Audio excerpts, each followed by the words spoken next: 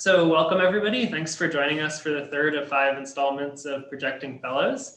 The series was running weekly through our last event on February 2nd. We're Kyle Schumann and Katie MacDonald, and we're going to begin with a brief overview of the events tonight before handing it over to this evening's moderators. Please note that the session's being recorded, and information on participants, upcoming events, and videos of the past events can be found on the event website at projectingfellows.com.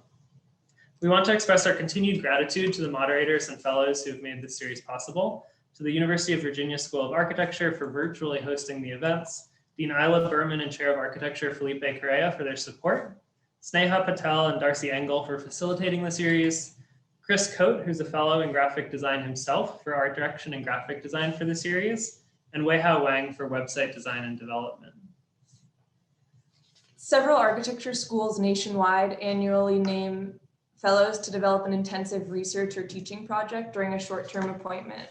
The fellowship offers some combination of project support, cross-pollination between research and teaching, and a platform with which to present the work. Selected via national searches, fellowship projects, and teaching are duly indicative of emerging interests and institutional agendas.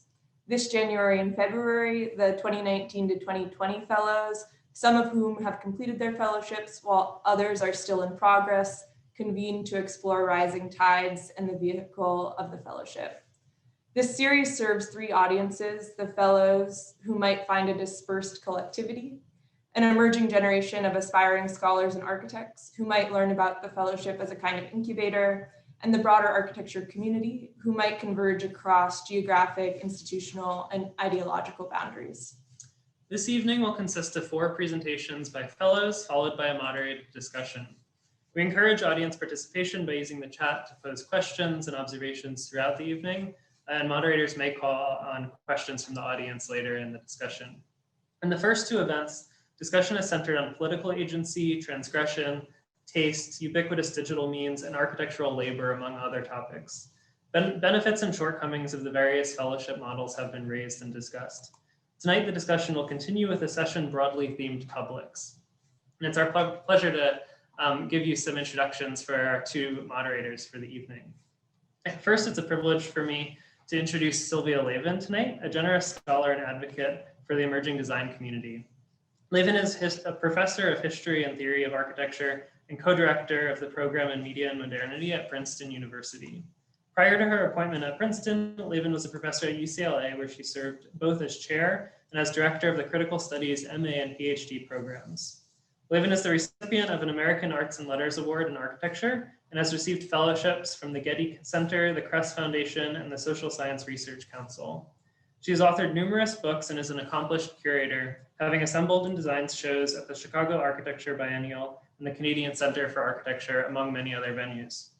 Lavin holds an MA, Master of Philosophy, and PhD from Columbia University, and a BA from Barnard College. Please also join me in welcoming Jason Young, an advocate for the Architecture Fellowship at the University of Tennessee, where he is professor and director of the School of Architecture. He implemented the Tennessee Architecture Fellowship, which is now in its 5th year. Prior to UTK, he was associate professor at the University of Michigan.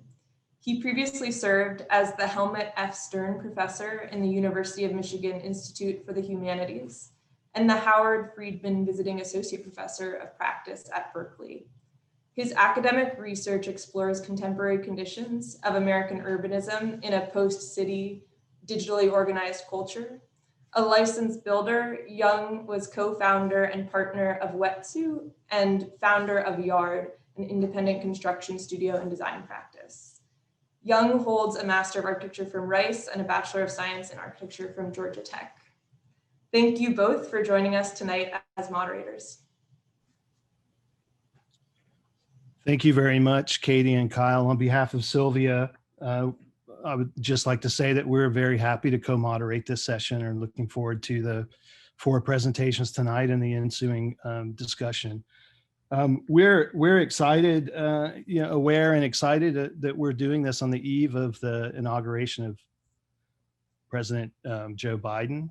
And we're also aware that this is a very fractious time to be talking about what bundle of concepts make up the notion of public and what it means to be public. And we're aware of a general erosion of civic space and civic behavior in a kind of age of post-truth.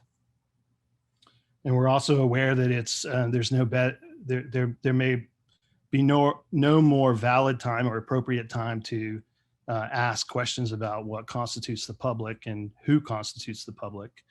And when we question what it means to be public, I think it's also fair to question who we is in such a formulation.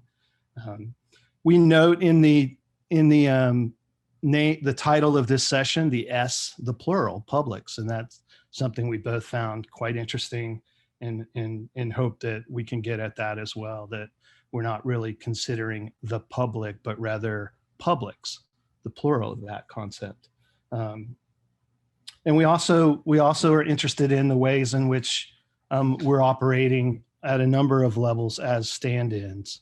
So the fellowship as a kind of institutional stand-in, which I think has been discussed in the previous sessions, and also maybe our discourse tonight as a stand-in for a larger public discourse, and perhaps the discourse in the design disciplines as a kind of stand-in for a larger, truly public discourse. So we're very happy to be here. So I'm going to take the role of introducing each of the tonight's speakers, and I'll start with our first speaker, which is Karen Kubey. Karen was the 2019-2020 Design for Social Justice Fellow at the University of Oregon and co-founder of both the Architecture for Humanity New York chapter and the New Housing New York. Karen is currently visiting associate professor at Pratt Institute. She holds a Bachelor of Arts in Architecture from the University of California, Berkeley, and a Master of Architecture from Columbia University. Welcome, Karen. Thank you so much, Jason.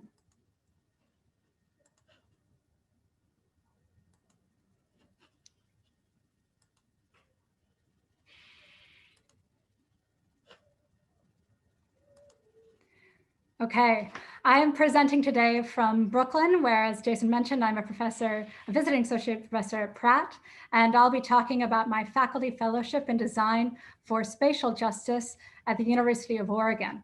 This is primarily a teaching fellowship. I taught 2 studios and a seminar. We also receive a stipend for research. My main research project is a book in progress called Good Neighbors 2. And I also had the opportunity to lecture both at Oregon and beyond, and to lead a series of convenings. So in the year, I produced with students research on housing and health equity, working both on the main campus of the University of Oregon. Of course, speaking of publics, this is a public university in Eugene, and also in the Outpost in Portland, Oregon. And this is the closest thing we have to a class photo. So our work is part of the school's the School of Architecture and Environment's Design for Spatial Justice Initiative, a program that spans across the school's architecture, interior architecture, landscape architecture, and historic preservation programs in Eugene and Portland. And as Director Erin Moore puts it, this is about changing the voices that are at the table in order to change the kinds of questions that can be brought to the table. So this is a 3-year initiative. I was part of the first year, one of 6 fellows. The dates represent the days that my colleagues will be speaking as part of this series, so look out for that. And supported, of course, by faculty there, led by Erin Moore. Working in architecture, I collaborated mostly with Erin, Nancy Chang, and Justin Fowler, also supported by an advisory group and on spatial justice and numerous faculty, too many amazing faculty to name here. I'll begin by introducing myself through work completed before the fellowship that I was bringing to this effort under 2 categories. One, looking at public architecture, looking at my work really is about bringing in wider sets of publics, specifically bringing together architects, policy and finance experts, community leaders to develop projects that contribute to more equitable housing and neighborhoods. You'll see I wear a number of different hats, but always working in a community building capacity. The second category is architecture towards social equity. So my work confronts the racial and socioeconomic inequalities embedded in our built environment, always working toward housing justice, racial justice, climate justice, and health equity. So some examples of my work to give you a sense of who I am. I'm the editor of Housing as Intervention, Architecture Towards Social Equity.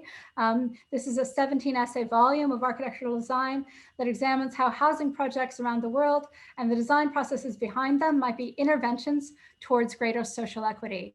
I was also the first executive director of the Institute for Public Architecture in New York, a nonprofit that uses design to challenge social and physical inequities in the city. The flagship program is a residency program. You're seeing an example program from the first of those that I led. Early in my career, as Jason mentioned, I co-founded New Housing New York, which was the city's first competition for affordable and sustainable housing, resulting in Via Verde, a 222-unit affordable housing project in the Bronx.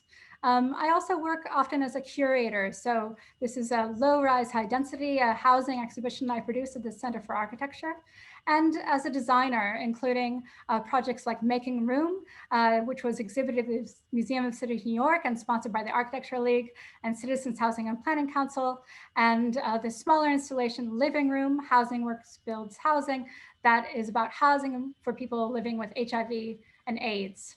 A lot of my projects are in collaboration with government agencies, including Mental Health by Design, that I produced in collaboration with the Department of Health and Mental Hygiene in New York, where we went into 9 disused classrooms in high-need high schools across the city and turned them into wellness spaces. I've also written a series of publications in collaboration with city agencies addressing social justice in the built environment.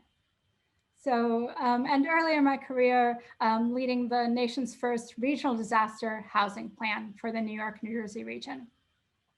So I'm proud of work that I've led. I'm also proud of work that I support, led by others, specifically led by BIPOC designers, including this Design Justice Summit and other work of the Designers Protest Collective, doing amazing work. And then going back to the beginning, I co-founded Architecture for Humanity in New York and got my start as a sort of normal architect doing affordable housing design with Curtis and Ginsburg Architects.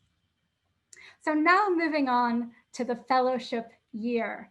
As I'll show you examples from my teaching, my 3 courses, plus some highlights of the other work that I was able to do. So I approach all of my teaching, as I approach all of my work, which is as a community building exercise. And my goal is to help every student to feel comfortable bringing their full self into the classroom. And I do that by grounding each course in mutual trust and respect. So I got to teach Rebuilding Cornerstones in collaboration with local artists Cleo Davis and Keane Talton Davis as part of the Davis's long-term engagement in the historically Black neighborhood of Albina in Portland. So students in this class created designs that combined a new residential and commercial development with adaptive reuse of the historic Mayo House, seen here, as an archive for Black histories and futures. And students responded to community input and proposed speculative designs contributing to spatial and racial justice. So we had a sort of different kind of community engagement where young people came into the studio once a week, and we're working literally side by side with University of Oregon students. Also doing a master class with the Historic Preservation Department, which is doing phenomenal work, and visiting the city archives to think about how they relate to our work. A couple of examples of student projects. This is AfroLab by Jay Danek, which provides a platform for Portland's Black diaspora to envision their future alongside advancements in digital art and technology. And Josh Gabert and Olivia Bain's Higher Ground, a project that builds off of the history of the site and surrounding community by unearthing centuries of Black prosperity and intergenerational knowledge. So this was fun. This is some of our kids presenting their work on a public plaza to city representatives. And then an image of our final review, which brought together a much wider set of publics than is typical. Now to visualizing health equity, a second studio that I taught.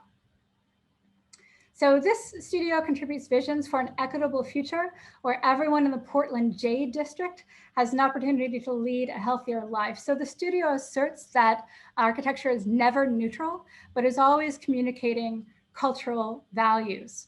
So our starting point is the environmental justice frameworks of local community group called APANO.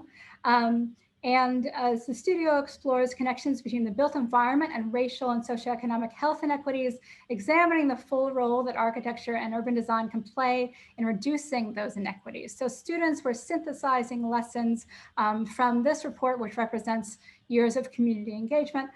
They heard from representatives from APANO, from a healthy buildings expert, and we were reading work from spatial justice theorists. So a couple of examples of work here.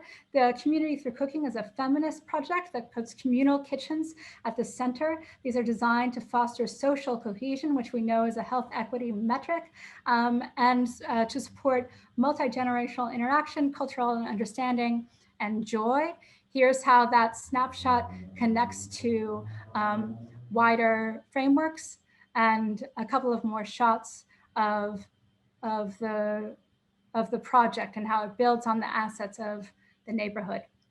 A second project is the Greenhouse, which integrates the adjacent side street and transforms it into a street market, offering healthy food and recreation while increasing site surface permeability, and how that is organized on the site. So the last image of this studio I'll show is this empathetic visual narrative by one of our students. This is a neighborhood that's home to a lot of immigrants and refugees speaking 140 languages, and thinking about what that means when you're trying to navigate. And you know, this was a really exciting course, and you know, obviously difficulties with moving online, but the benefit was that I was able to bring, you know, tap into my network and bring in a majority BIPOC female jury coming from New York, Atlanta, Chicago, and Portland government. And I learned a ton teaching this course, especially about empathy and how to care for students. And I'm proud of the work, and I'm also proud of the fact that only one of the groups pulled an all-nighter, so students were able to take care of themselves. A few highlights from research writing, speaking, and convenings. During the fellowship, I was invited to Chile to speak both at the Universidad de Concepción and also in Santiago at Católica, doing some on-the-ground research looking at social housing, and also being interviewed in Buenos Aires by Ness magazine. In addition to working on the main book, which I'll show in a moment, I published an article, again in AD, called Design for Impact, measuring architecture's social value in the US, part of the social value issue. And I gave my first academic paper called Tracing American Beliefs on Housing and Race. This is in a Terms of Habitation conference in Israel. And I spoke a little bit about convenings. During the fellowship, I convened this project, this sort of conference on design for health.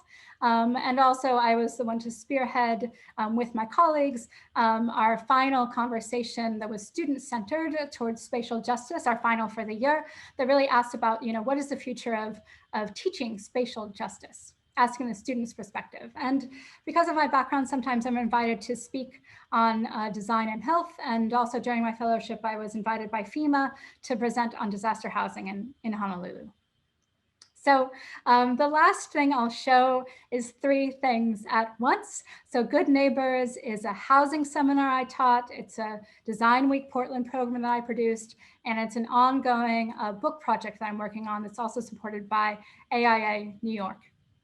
So Good Neighbors was the first authoritative guide to affordable housing of our time, written in 1997. It's high time for an update, and I'm honored to have the blessing of the original authors to produce a comprehensive guide that uses the work to address racial justice and housing justice.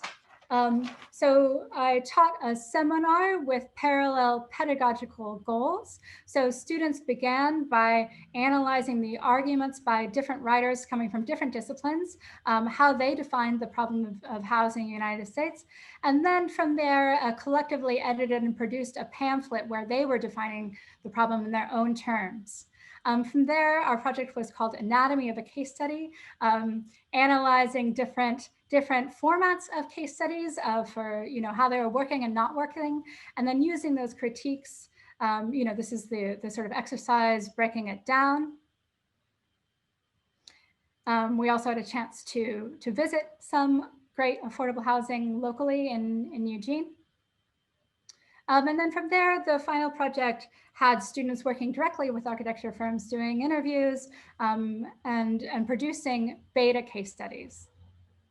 So we were super happy to be able to bring the student work to a wider set of publics through a program of Design Week Portland, a public events series. So this was in collaboration with UO and Design Week Portland, and I was able to bring in external funding with our partner, MWA Architects.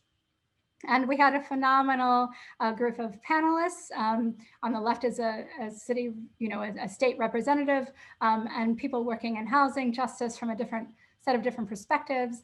The moderator, Joseph Lavin, ended up profiling the event in an article in Portland Tribune. So bringing this information, not just holding it within academia, but bringing it to wider publics even beyond the conference. And here's a shot of this. So we were really happy. This gave students a chance to present their research publicly and to learn. The students were the ones who I empowered to lead the breakout sessions, to get feedback, so they learned something about community engagement through this. And I was very happy to get some feedback that said, through this event, I really felt a sense of community, and I know people have made connections that are lasting through this.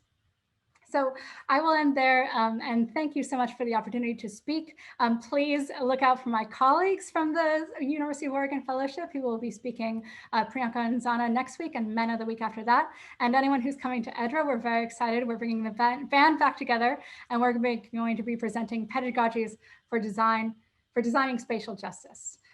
So thank you very much to Katie and Kyle and Jason and Sylvia. I'll end by saying, that architecture and architecture education must serve wider publics than they do right now. And I look forward to the conversation.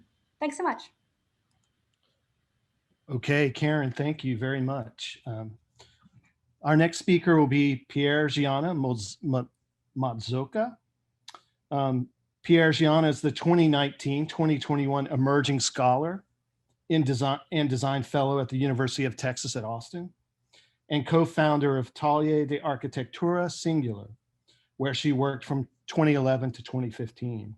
Pierre Gianna previously held the Wortham Fellowship at Rice University and holds a Bachelor of Architecture from the University of the Andes in Merida, Venezuela, and a Master of Science in Advanced Architecture and Urban Design from the Berlage at the Technical University in Delft. Welcome, Pierre Gianna.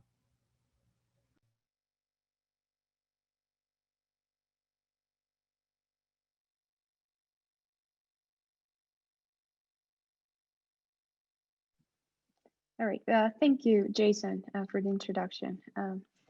So the Emerging Scholar in Design position at the School of Architecture at the University of Texas at Austin is the second of two recently established fellowships offering individuals that are at the beginning of their academic career in architecture, urban design, landscape architecture, or interior design, the opportunity to develop a body of work in the context of teaching and research. The school particularly encourages its fellows to integrate their scholarly trajectory with its pedagogical agenda. The goal of the fellowship is to disseminate the work through a public event. And in my case, that will happen through a public lecture and a digital exhibition at the end of this spring semester. So what I'm about to present today is a summary of such research and pedagogical project compressed in the results of two courses that I've taught in the past year and a half, related to the medicalization of architecture. In a design studio titled Good, Well, Better, and a theory seminar titled For the Better, my research unpacks how concepts of health are ingrained in how architectural knowledge is produced and reproduced, practiced and theorized, and what new forms of architecture can emerge when the concepts, norms, and practices that have been rendered invisible by the assumption that health is a monolithic universal good are put into question. So I'm going to start by offering a definition. What is medicalization?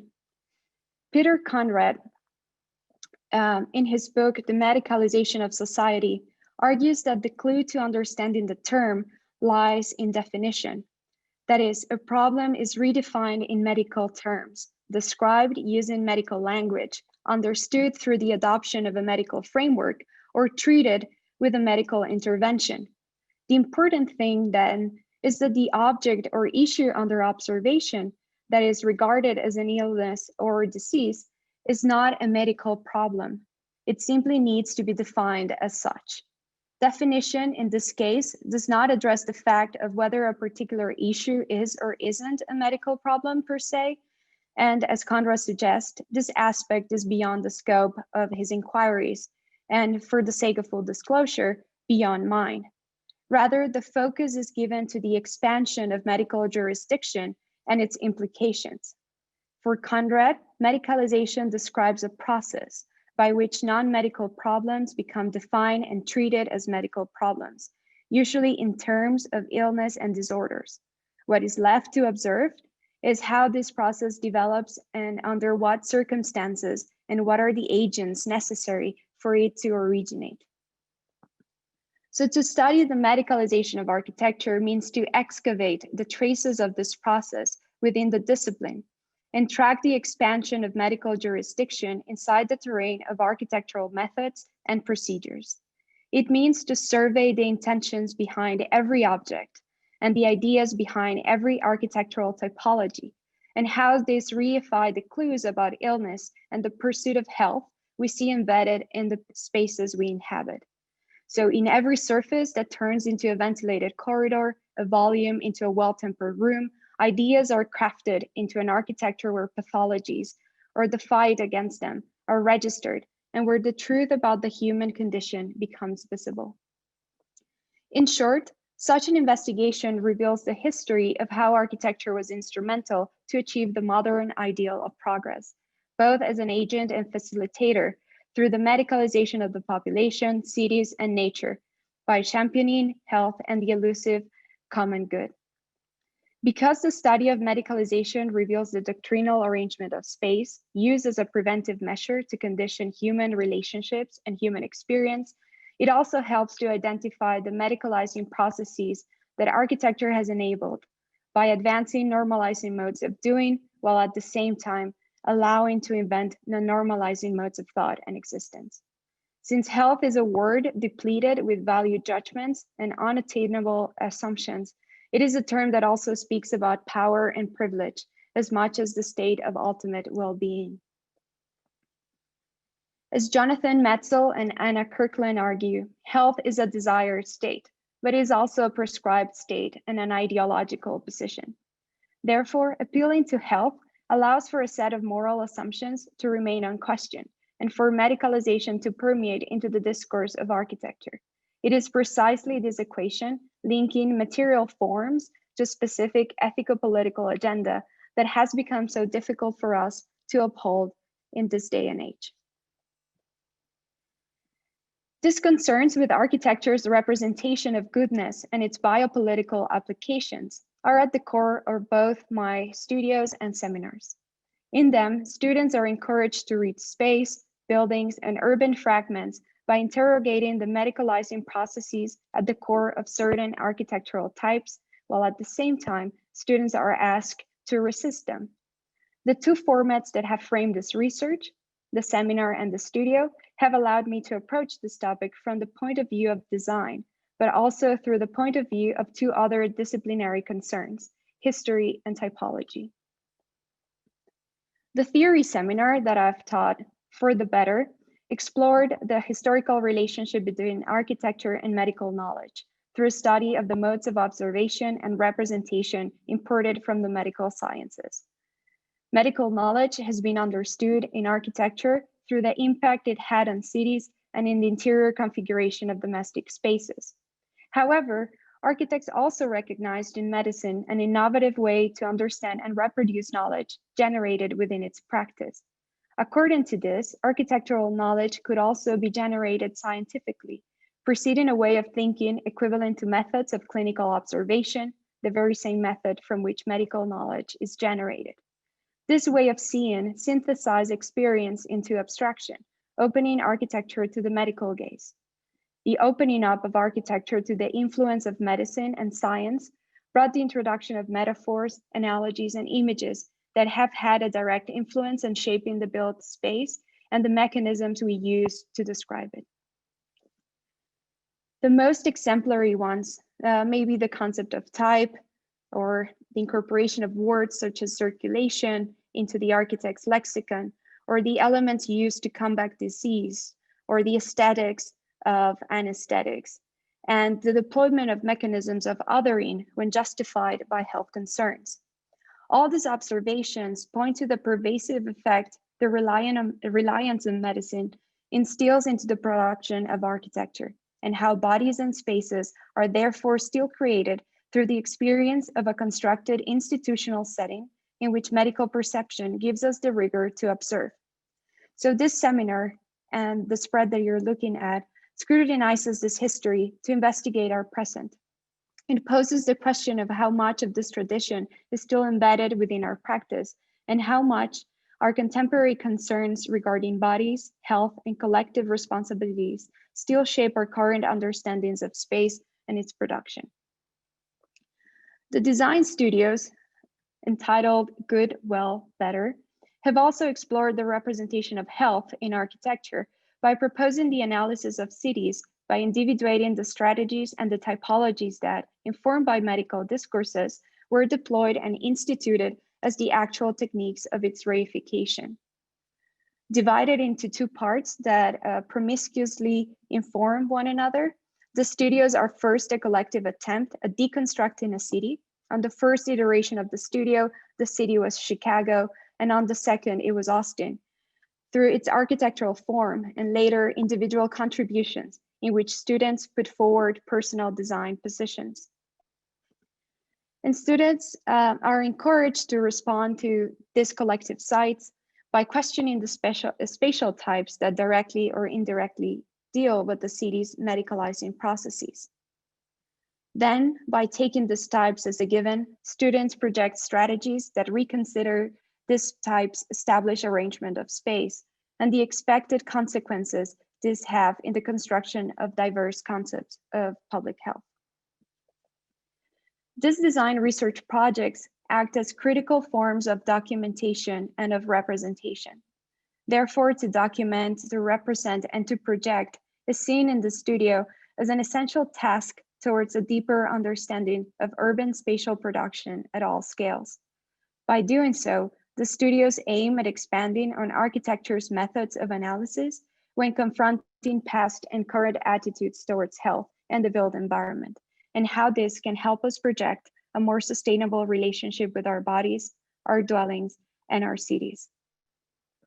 Within these two formats, historiographic and spatial analysis were deployed in parallel with a rigorous design approach. This served the purpose of introducing, reinterpreting, and reversing prevalent narratives and ways of operating within the discipline, in which an excessive pathologizing of space is present. Indeed, this is the biggest concern regarding medicalization today, the pathologizing of everything. In such an exacerbated state, human differences are transformed into pathologies, turning normal life into events, normal life events into medical events. Peter Conrad warns in the final chapter of his book, The Medicalization of Society, that the great danger here is that transforming all difference into pathology diminishes our tolerance for and appreciation for the diversity of human life.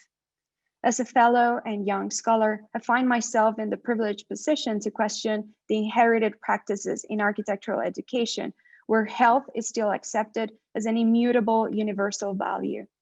The conversations and work that has emerged from my fellowship work try to depict new considerations on public health that range from the scale of the object to the materials we use, but also to questions of environmental justice, equity, and access to all.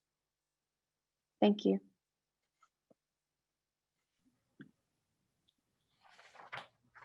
Thank you, Pierre Gianna. Okay, our next speaker is YTO. YTO was the 2019-2020 Michigan Mellon Design Fellow in Egalitarianism and the Metropolis at the University of Michigan, where he continues to teach. YT is also founder of Archipleasure, and he holds a Bachelor of Arts in Architecture from Washington University in St. Louis and a Master of Architecture from the University of Michigan. Welcome, YT.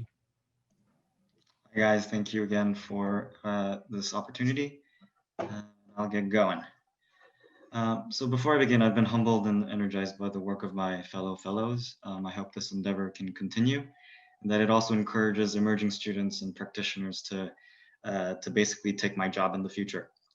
I also want to take this moment to thank past and current co-conspirators, mostly junior faculty and fellows who have helped shape the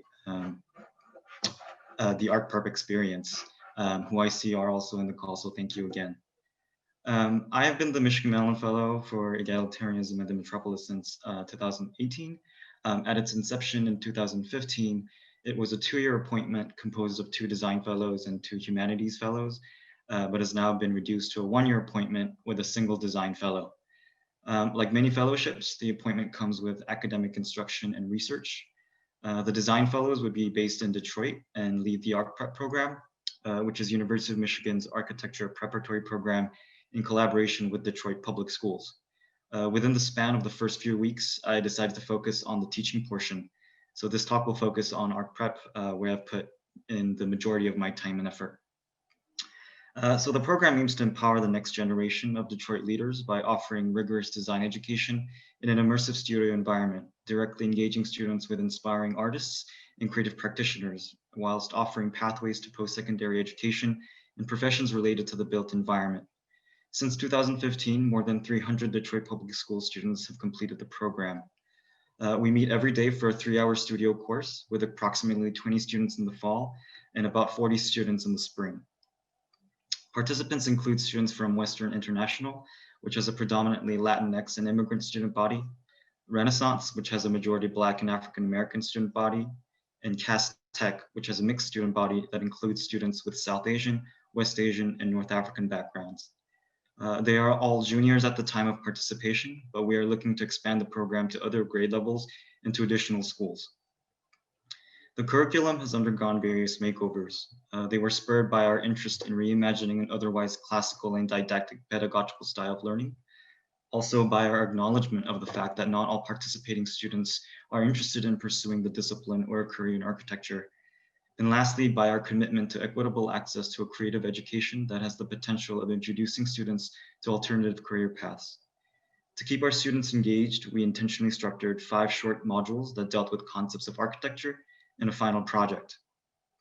The first module was titled Communication and introduced students to the tools of the trade. Starting with freehand drawing and sketching, students began to understand how architects communicate and represent ideas through lines. The second module dealt with form making and composition. This was done through various exercises in Rhino, physical modeling, and casting. The resulting projects were then continued as the basis for exercises and consequent modules. Doing so allowed students to iterate and practice different operations on a known and measured object every time. Inhabitation looked at concepts of scale and organizations of space. We experimented with renderings by reimagining some of the public spaces in Detroit. Program elaborated on architecture's capacity to inspire events and activities. Students made scenographies that would serve as backdrops to music videos they would film at the Green Screen Room in Ann Arbor. Context involved many site visits and field trips and asked students to see Detroit in a new light. We worked in augmented reality and panoramas, as well as more interpretive workshop in Photoshop. With the basic skill sets acquired from the 5 modules, the semester culminated in a final project that exposed students to complex and inspiring scenarios in the city. That connected them to motivational professionals and encourage the cohort to tackle the urban challenges that matter most. In the past, Art Prep has collaborated with Detroit Institute of Arts, Kresge Foundation, Sidewalk Festival, Oakland Avenue Urban Farm to create exuberant proposals for socially inclusive interventions in Detroit. With every opportunity, Art Prep students are encouraged to leverage the distinctive affordance of the city, to investigate contemporary cultural production, to explore the discipline's capacity to engage diverse constituencies, and to consider how design can contribute to a more socially equitable world. This year, we collaborated with the Detroit Public Libraries to generate ideas of how the main branch could become a community hub for its users. Understanding the changing demands of cities and its inhabitants, students recognize the dynamic ways in which libraries stayed relevant and crucial to the health of a community. Prior to the pandemic, in January, we were able to conduct our final review presentations at the Detroit Public Library in the presence of community leaders, librarians, design professionals, and academics. Examples of student projects included a barbershop that gave confidence to customers and continued a lineage of oral histories, an expansion of the children's library that created a safe space for playing in, a kitchen with a live chicken coop which could collect and share local recipes, or recording and broadcasting studios for up-and-coming TikTokers and YouTubers. And this, of course, all ends with a graduation ceremony that celebrates the student work. Awards, certificates, scholarships are given out, and the night might end in a dance. Since the pandemic and the ensuing issues in race relations, we have again shifted our focus on the curriculum to concepts of spatial and social justice. Together with PhD candidates from the department, we have developed a new curriculum that will analyze the city through the lens of food, incarceration, and technology. We've developed a website to organize the instructional assets that the students will require. This year, we also saw the college graduation of our very first Art Prep cohort who attended the program in 2015. Many continued to graduate school or found employment. For this pivotal reason, we have reinforced our efforts to track our former students and to understand where they land and what career paths they choose. This information will ultimately help us better tailor the curriculum for current students and provide the necessary resources to our alumni as they prepare to apply to college or enter the professional world. In line with this, we also had to develop concrete measures of success and efficacy for the program. We moved to broaden our perspective and definition of success because although only 5 students a year matriculated to Lavin College or the university at large, but we needed to recognize that at the same time, an additional 7 decided to attend the architecture program alone at University of Detroit Mercy and Lawrence Tech University. Others pursued interior design at Michigan State and Wayne State, or enrolled at the College for Creative Studies to study automotive design. We've had students with full rides to Cornell in Michigan who decided to attend elsewhere. Students have specific intentions and reasons for attending various institutions. And this may sound obvious, but a vast majority didn't apply in the first place because they anticipated a rejection letter just from their grades and SAT scores. With many institutions waiving the SATs, I know at least at Lavin College that we are seeing a significant rise in applications from BIPOC students. Others needed, not just wanted, to stay closer to family or prefer to attend HBCUs and MSIs. And for some, it came down to cost. So together with admissions, we have been strategizing ways to improve matriculation rates to University of Michigan, but also expanding opportunities at partnering schools with new scholarship programs. We have maintained contact with many of our students, and they returned to participate in the program as mentors at different capacities, helping with individual projects, providing advice, sharing which parties are worth going to. They are also continuing to provide valuable feedback regarding how to improve the program and its influences on their careers. All in all, I have to say the learning curve was extremely steep. As a foreigner, my understanding of the US public education system was very limited. Student perceptions and experiences of the city are also extremely complex, and I was naive enough to think that it would not be further challenged by policies set forth by the current administration. I've also never felt so old relying on urbandictionary.com to competently communicate with my students, but it forced me to continually rethink architectural education. And more than ever, I believe institutions have a duty to offer students broader means of reclaiming spatial stewardship in respective communities and cities at large. I hope this body of work can remind you of the importance of supporting or creating new youth initiatives at your own schools. So I wasn't quite sure how I wanted to end this session. I thought of sharing some interviews and music videos we made, but instead I'm just gonna put the links to those in the chat and share a recording of a very formative event in my experience with the fellowship. Hopefully this works. I didn't get to test the audio, but so just 2 months in, my very first class was invited to a public forum that was presenting the winning proposal for the Detroit West Riverfront Park. It was first won by Michael van Valkenburg, and thereafter Sir David Ajaya joined the team. The architects came to introduce and elaborate on the project. And now, mind you, we have not prepped the students in any way. I've had to shorten and edit this recording due to the sound quality, and probably to the benefit of the architects. So let me see if I can play this recording, and let me know if you don't hear it. I have a question. Like, it seems to me like with this project. Can everybody hear that? Yes, we can hear it. Great. Okay. I have a question. Like, it seems to me like with this project, it's like you guys seem to. It's already good. Like the Riverwalk is already good, and you guys just want to make it great instead of sprouting something new in a new place. Like, no offense, but I live in Detroit. I'm not gonna come to this park because it's not nearby. And like, I understand like you guys got the like major like opinion of Detroit, but the reason is like most people like they're not active with like this type of thing. And I personally think like you guys are just like gonna improve something that's already there instead of sprouting something new, when you could, with the type of money they gave you, you could have like made something better and probably in a different type of location, because downtown Detroit is already good. There's no need to like want to make it something so much bigger like New York. It's like we're not in the type of competition until who has a better city. So it's a fantastic question, and it really speaks to how things get done in the city, because what you're talking about is about the kind of inequalities in the city, and that's a very important and profound question. But in a way, the way that these things work is not by saying, here's all the pots of money, let's go through what the hierarchies are, and we're just going to like solve the issues. It may be in an ideal world, that's what it is, but just that's not how it is.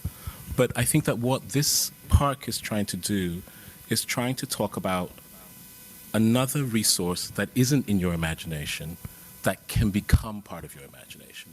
A number of things that you are criticizing, which may be socially legitimate, are not something that we've done. Like, the decision was made to make that park on that site, and we responded to that. I'm not unsympathetic to what you were saying, because I've spent time in a lot of the neighborhoods, and I see neighborhoods like the one you described and tougher ones, and I absolutely am left with the sense that Detroit needs a lot more parks other than just this one, right? So I totally am sympathetic with that. I think, though, I mean, it's blatantly unfair, and I won't demand an apology, but it's blatantly unfair to say the Cove is going to cost $40 million.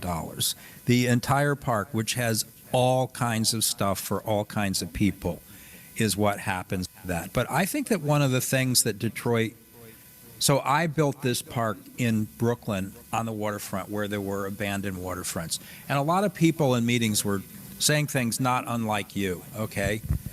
Brooklyn has almost 3 million people in it, and something like 7 million people visited that park last year, and people come from all over the city. And you know what they want to do more than anything else?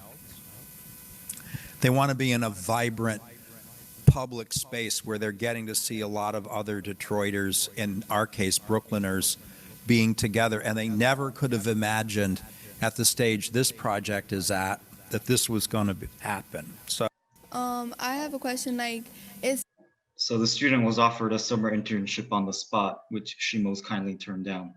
And a full recording can be made available upon request. So thank you again.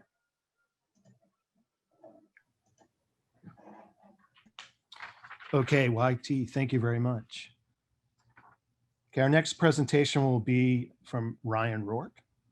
Ryan Roark is the 2019-2021 Ventulett Next Generation Fellow at the Georgia Institute of Technology, and she's founder of Roarchitecture. Ryan holds an undergraduate degree in math, comparative literature, and biology from Brown University, and a PhD in oncology from Cambridge University, and a master's of architecture from Princeton University. Welcome, Ryan. Thanks for the intro, Jason. Okay, so I've just put up here some of the pieces of what I've been working on at Georgia Tech. My fellowship is still ongoing, so I'll be talking also about kind of preparing for my current research studio, which is a linchpin of the work. The common thread among all the aspects of my project is really the idea of creating new buildings with or in or on historic fabric, both contextually and progressively. So immediately after my Master of Architecture, I was lucky to get a fellowship from the firm Kohn Pedersen Fox to go to London for 6 months and research typologies of intervention into historic buildings or neighborhoods, and also to interview architects who do this kind of work. Because London has a huge stock of old buildings, and also because there's been extensive damage done to those buildings by bombing during World War II, London has become a hotbed over the past 80 years or so of experimentation for this kind of work, which is the reason to kind of go there to study it. And then in particular, London has become a hotbed for a really bold juxtaposition of old and unabashedly new, which is something I'm quite interested in. So one of the writers whose work most influenced my decision to start this project in the first place, and who continues to influence my work, is Svetlana Boym. Her book, The Future of Nostalgia, tackles the stigma that nostalgia held for much of the 20th century, and notably its association with toxic nationalism, which I think is one reason why it was kind of taboo to claim nostalgia in a lot of circles, including a lot of architectural circles in the 20th century. Boym distinguishes two kinds of nostalgia. First of all, restorative nostalgia, which seeks, according to her, in vain and often to destructive ends, to restore what's perceived as a more desirable past. And then reflective nostalgia, which is a fundamental human longing for the past and then enjoyment of projecting one's own imagination onto that past, while acknowledging that the past can't be fully known or retrieved. So to be clear, when we're talking about the work in London and the work that I'm going to be showing, I'm thinking about that second type, the reflective nostalgia, which she also refers to as creative nostalgia. So I find this quote especially provocative for thinking about how to use historic building material in progressive contemporary architecture.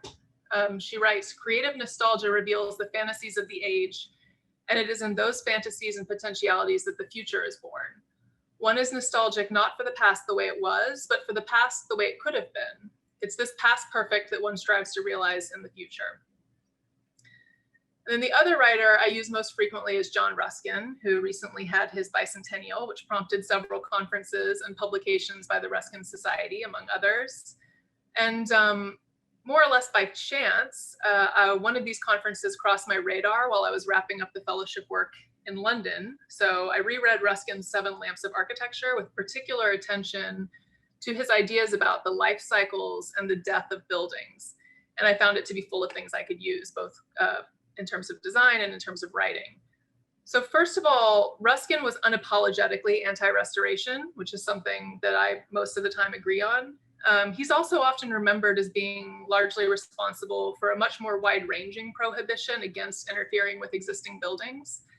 That was actually written later in the 19th century by his friend William Morris as the SPAB Manifesto, or the Manifesto for the Society for the Protection of Ancient Buildings, which is kind of hands-off, don't touch ancient buildings. But as I reread the 7 Lamps, I found that Ruskin's writing on the subject is much more nuanced than Morris's, at least in that manifesto. For example, here in writing about the architecture of what's now northern Italy, he specifically compliments their spoliation, not only of borrowed thoughts from the past, but also of pieces of older buildings. So as I was looking for a rubric to help me categorize various formal moves that I found in the 21st century London intervention projects I was surveying, I found Ruskin's prescription for imitation of past architectures to be very useful. Vital intervention is my adaptation of what he calls vital imitation, which requires, according to him, frankness and audacity. For a building to be vital in its imitation of past architectures, according to Ruskin, is architects must be honest about the age and origins of all materials and ideas, and they must be bold in their commitment to leaving the mark of their own era on the work. So I used this rubric loosely to help identify these 6 formal typologies. I'm not going to go through all of them, but I wanted to just put these up here to give you an idea of what that looks like. And as I was speaking to the London architects about their work on these projects, one of the themes that kept emerging was the importance of narrative, both in their early project development and then eventually in obtaining permission to build these things. So I started to think about each of these typologies not only as a formal move, but also as a way of thinking about or telling history. So for example, pure facade retention, which is by far the most common strategy that we see when there's a desire for heritage preservation, is neither frank nor audacious, and it masks the present with the past, refusing the mark of the present. While stratification projects present the past as a foundation for the present, and so on. So these typologies are by no means exhaustive of all possibilities. They're very specific to a context of interventions into masonry buildings in London, particularly done in the past couple of decades. And they're also, everything. I'm getting a little bit of background noise. They're also simplifications, as typologies tends to be. Most projects are not just one of these things, but they are intended as a design tool and a pedagogical tool. So to help simplify some of these projects, which can be extremely complex, in order then later to build that complexity back up again in studio or otherwise. So the work shown up to this point was the basis for my Georgia Tech fellowship proposal, and it continues to be a large part of my work. As soon as I arrived here, I also started working on 2 other primary scales, both a material scale and an urban scale. My current material research, sort of shown on the left here, is geared towards making a catalog of new biological and experimental materials and their potential roles in reuse of masonry building stock. So for example, one of the materials is a mycelium brick. Mycelium generated a lot of interest a few years ago, but seems like it's probably not going to replace kind of exterior structural walls. But then I'm interested in what it could do in the context of an existing shell of a building. And then at the urban scale, I argue for reuse as a city planning strategy, with the observation that cities are healthier and property values higher when they have a mix of differently aged buildings and materials side by side. The images shown here on the right are part of a larger archival project to catalog original drawings and photographs of Atlanta and to display them to show multiple phases of the city together. So during the first year of my fellowship, I was really focused on the kind of formal strategies and on finding single interesting buildings that would be interesting sites to explore different types of interventions in studio. But as soon as I started surveying buildings and neighborhoods here, I realized that we can't talk about reuse in this context, probably in any context, without talking about gentrification and displacement, which so often go hand in hand with revitalization. And that led me to reconsider the parameters of my research studio. This studio work that I'm going to show in the next couple of slides is actually from not a full-on research studio, but a summer studio from last summer that was accelerated 5 weeks. It was a combined junior-senior studio, and it was delivered entirely online due to COVID. For this studio, I required there's slightly different requirements for juniors and seniors. The seniors proposed a new use for the disused shell of the historic Starlands Dairy building, which is the namesake of Savannah's Starlands district, one of the fastest developing and gentrifying neighborhoods in Savannah. And then the juniors developed a ground-up project adjacent to the dairy site. So as I was designing a remote site visit and accommodating the unusual and rapid delivery method of this course, it led me to the discovery that Zoom actually made it much easier to bring in a wide variety of community members as well as experts throughout the term to talk to the students for even an hour at a time than would be possible by trying to organize things in person, especially people who are kind of local to the community, who have jobs. They're not going to want to, well, in this case, they're in Savannah, but even in Atlanta, it's difficult to get people to take time off to come in. And so that's something that I'm really leveraging this term as well, despite the fact that I'm teaching hybrid and then planning to do in future. This studio in particular was framed in largely formal terms, discussing part-to-part relationships and using, in particular, the artist Salua Rauda Shukair's sculptures as precedents. And the students framed their narratives, I would say, equally in those terms, formal and sort of art historical terms, as they did in terms of affordability and community engagement, which is the kind of balance that I like to try to strike. So then my current research studio, which is taught, as I said, hybrid, takes the typological and material research to Whitehall Street, which is the juncture between the thriving neighborhood Castleberry Hill, just south of downtown Atlanta, and the historically prosperous multi-ethnic neighborhood Mechanicsville, which over the past half century or so has seen sharp economic decline and a rise in crime. Although this stretch of Whitehall sits immediately south of a highly developed part of Atlanta, It consists largely of empty lots and shells of buildings, like what you see on the right, which makes it an appealing site for deploying some of the formal strategies taken from that survey of the London architecture. So each pair of students in this studio will be designing one ground up project and one revitalized building side by side, and they'll connect them typologically, formally, in terms of narrative, and with a material thread that runs through the two. So I would say, at the same time, we're talking very actively in the studio about how to mitigate gentrification and displacement while revitalizing derelict properties, which is not something that I have an easy answer for yet. I think it's difficult and super important question.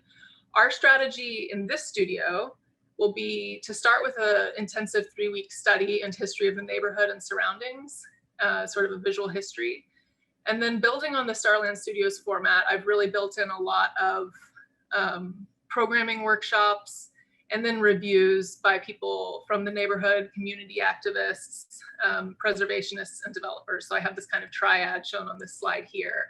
So the first programming brainstorm is hosted by the Atlanta Preservation Center, which is also going to host an exhibition of this work over the summer. So just as a kind of aside, a piece of advice I would give to anyone who's here who's thinking about doing fellowships, particularly 2-year fellowships, is to find a solid community partner like this, because the Atlanta Preservation Center has been really integral to a lot of the work that I've been doing, and to connecting me with local developers, interesting properties to visit, and prospects even for like future projects. So the other component of the exhibition at the Atlanta Preservation Center, alongside proposals for Whitehall by both the students and myself, will be a presentation of the English precedents, redrawn and remodeled with attention to representing time and multiple phases or identities of each building. Of the 4 courses taught each year by Georgia Tech's Next Fellow, the one that is consistent from fellow to fellow is the Spring Term Research Workshop. My workshop, both this year and last, is an experimental representation seminar focused on this work. And here you see just a sample of some of the work produced in last year's workshop during the experimental phase of the course. So to close with, I show some 3D scans of the LP Grant Mansion, which is the oldest house in Atlanta and home to the Atlanta Preservation Center. This is an ongoing project, and part of my project that I didn't foresee before I arrived at Georgia Tech. I was really lucky that I started here at the same time as Assistant Professor Danielle Wilkins, who turns out has very similar interests to mine and specializes in using technology for heritage work. So I've been able to learn some new tools from her. And the move to remote delivery really prompted me to have to rethink the parameters of my exhibition, which is a requirement of the fellowship, and which I started worrying a little after this time last year was not going to be possible the way I had originally planned it. So Danielle and I are now working on creating the framework for a virtual exhibition alongside the physical one, presented in a virtual version of the same space. And that's all I have for you guys today. Thanks so much. Thank you, Ryan.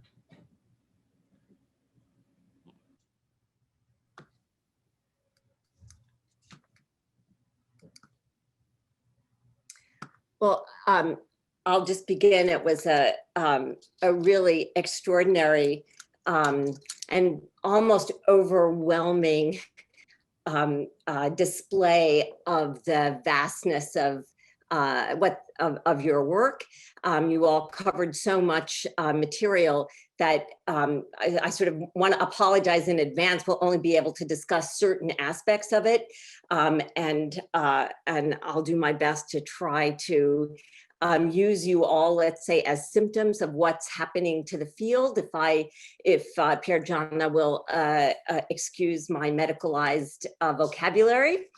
But I would say on the, in the middle of this really deeply terrifying moment in the history of American culture and institutions, it's extremely reassuring to have heard these 4 presentations and feel that the future of our institutions is in good hands. I'm, perhaps some of you like me, I have sort of woken up in the middle of the night thinking the world is literally coming to an end. This is maybe the first time since January 6th, and maybe over the course of the last 4 years that I feel as though I can take a bit of a deep breath. So I thank you in advance for that. You know, it's extraordinary also to see, on the other hand, a certain convergence that is emerging, perhaps in part because the number of these fellowships is proliferating. And this series of presentations is itself a kind of evidence of the fact that these are no longer exceptions to the normal path of professional development, but are now a key aspect of professional development in the American university. So yeah, I hope that we can get back to that because there's a certain irony that one of the common denominators of all three presentations was the emphasis on non-academic discourse, on pushing community partners and engagement with other kinds of, quote, publics, et cetera, and that this expanding of academic discourse is happening through the support of an academic instrument. So there's a little bit of an irony there that I think is interesting. And perhaps we can also come back to the fact that there's words like equity, social justice. These are now actually academic terms. Every university now has a dean for these kinds of things and so forth. So I suppose I want to press a little bit on how you, or try to understand better how you all imagine the edge of the academy, you know, where that limit is and how you feel about moving across it. So, you know, Jason and I decided that we would not ask one question and then have you all four answer it. So maybe I'll just start with Karen and say, you know, wow, in a certain sense, because you have, you know, I'm sorry, my screen is weird. I don't see Karen. I'm just trying to move things around. If I start talking, do you see me? Yeah, no, you need to say something. Yeah, then I feel as though I'm talking to a bunch of polka dots on the wall, and that feels very weird. You know, I felt you did, your presentation was the most, let's say, radical and also advanced in the, you know, advanced in the academic sense of the term, in its fundamental rejection of traditional architectural a prioris. I mean, there was just none of that. There was nothing, I'm going to teach them how to draw. They need to know what a square is. They need to know what a 9 square is. They need to communicate with lines. They need to do all of these kinds of things. I mean, it was as though baby and bathwater were just completely evaporated, and some new terms emerged. And many of them were community-based, publics, et cetera. I'd like to ask you about a couple of other terms. And my basic question has to do with how you measure, since your pedagogy, like some of the others, is not about transferring knowledge from you to them, as I understood it, but is much more a, let's call it, crowdsourcing technique, in which you assume that your population has knowledge, has even expertise, and that you are developing techniques to extract that expertise and put it to work. Or this is the way I understood your argument, or perhaps this is the way I would rephrase your argument in terms of a history of pedagogy. So then I would ask you, if the measure is not have they acquired this knowledge, and because you don't know what knowledge is a priori, how do you know, how do you evaluate what you have produced? And I would ask you about certain words that you used as key, empathy, which to me is, maybe we can talk with Ryan about that, which is, I'd be curious about this 19th century word, whether this is, what kind of nostalgia is involved in that. And then also this word joy. So how do you measure? Do you measure joy? And can you calibrate, can you measure the production of empathy? Thank you, Sylvia. Those are excellent questions, and I'm so grateful for your sort of reading back to me, you know, your interpretation of what I'm talking about. So I'll take first one of the terms that you didn't ask me to talk about, but that was used in the question, which is the term traditional. So I think it's one thing I'm really interested in is asking, you know, whose traditions are present in the academy and why. And I hope, you know, Mazzocca, my colleague, you know, brought in to her teaching, for instance, different kinds of drawing techniques that are certainly as old as some of the other ones we typically teach in Western education. But, you know, might not be called traditional by people in power here, but are certainly traditional from different perspectives. So I think that's really interesting. And then also the question around, you know, is there knowledge am I as the teacher communicating, you know, am I doing any sort of straight teaching, or is it all a free form kind of thing? Yeah, so I am doing some straight teaching, but it's different kind. You're correct that, I mean, I have the benefit of the fact these were not, you know, first semester or it's quarters at Oregon. These were not first quarter studios. These are students that come to the course with certain fundamentals. And so you're right in picking up on the fact that my teaching is a little bit more gentle and maybe more oblique. So I'm remembering, for instance, a team that came to me sort of near the end and said, you know, we can't figure out our stair. Our stair really isn't working. What are we going to do about the stair? But by the end I said, you know, I feel like, have you researched, you know, the way kitchens are designed in China yet, you know? So they were able actually to figure out their own stair. They didn't need me for that, it turned out. And through doing a deeper research, cultural research, they came up with a phenomenally more powerful and you know, joyful design solution in the end. So asking about how do you measure the success of these studios? So I really learned so much as a teacher in that pandemic quarter where, you know, I really did foreground in an extremely serious way the well-being of the students. And I think that's a main thing that I'm going to bring forward and really seriously take their well-being as, you know, perhaps the most important metric. And what that means concretely is that over and over again, you know, you have a desk with a student and a team, and they say to you what they plan to do for the next class meeting. And often I would say, well, what if you did half of that? You know, what if you focused on this bit and you got some more sleep?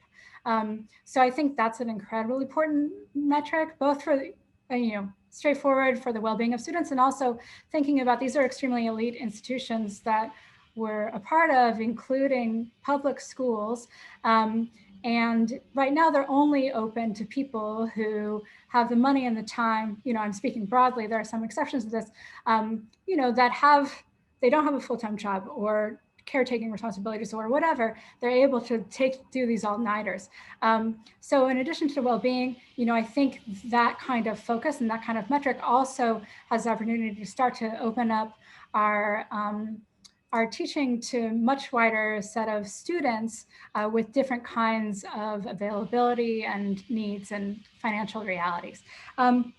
And then thinking about joy, I really love that question. And my co-teacher, Keen Talton Davis, said, you know, one of her main points is this is about Black joy, you know, and with the community members that they brought in, that was a major factor. And so bringing in different kinds of knowledge. And so,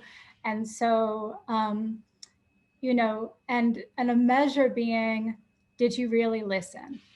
Can we see in your design that you really, really heard what people, you know, on the ground are saying? And so, you know, connecting to Pierre Gianna's point, you know, health and design can mean a lot of things, and that concept has been used in nefarious ways, right? Health has been an excuse to clear neighborhoods, right?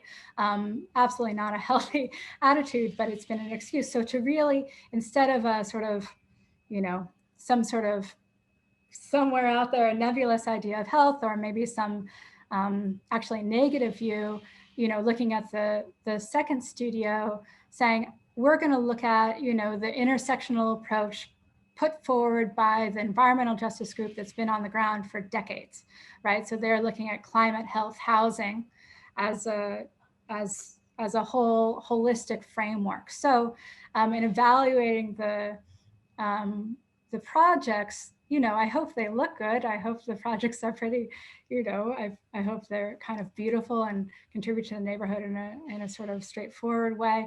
And we were evaluating them to say, did you always, going back at all scales, like, okay, nice facade, but, you know, how is that contributing to the environmental justice goals of the community group? So really, I would say still at least as much knowledge as in a typical studio, but different sets of knowledge coming sometimes from me and coming from a wider set of inputs, and evaluating projects based on how they're embodying that knowledge. Jason, thank you for that, you know, very thoughtful response. I think Jason is gonna, you know, pop in a question now for somebody else, but I just, you know, I can't help but you want to be a little bit prickly just for the sake of the, you know, some animation in the conversation, and I was very struck. I was very struck by your use of the word straight teaching. You know, that's tough. I'm, you know, whoa, don't know what that means.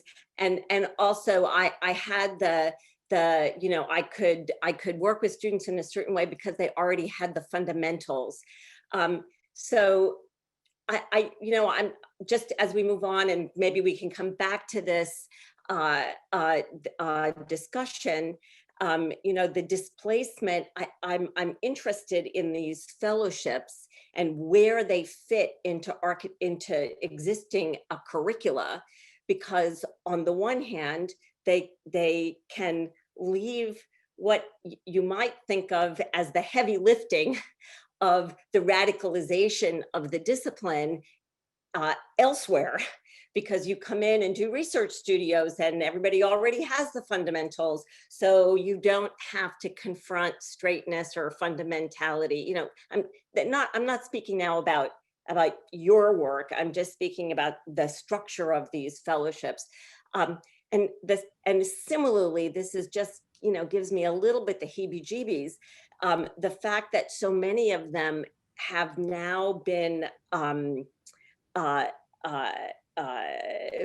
further articulated with these titles of egalitarian, social, this kind of vocabulary that is now being assigned to people who have no protection of tenure, no long-term relationship to the university. It's like, you know, I'm just asking, is it a little appendage that can get cut off when in 2 years, this era of immediate terror has been resolved or not, and then we can put something else in, you know, in there. So I'm just, you know, I'm just curious, but you and I shouldn't monopolize the conversation. Jason should ask his question to a new person.